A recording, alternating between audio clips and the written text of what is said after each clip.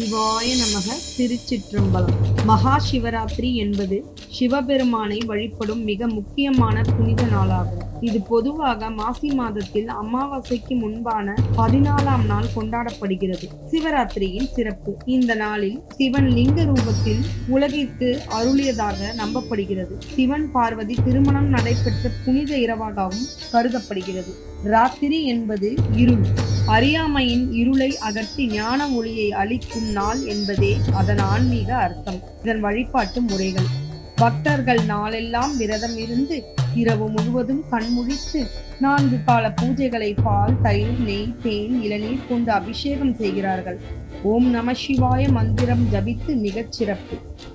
இதன் ஆன்மீக பயன்கள்: சிவராத்திரி விரதம் பாவங்களை நீக்கி மன அமைதி, ஆரோக்கியம், குடும்ப நலம், முக்தி ஆகியவற்றை அளிக்கும் என்று நம்பப்படுகிறது. சுருக்கமாக சொன்னால், மகா சிவராத்திரி என்பது தன்னைத்தானே உணரும் சிவத்துடன் ஒன்றும் ஒரு ஆன்மீக இரவு. சிவாய நமக.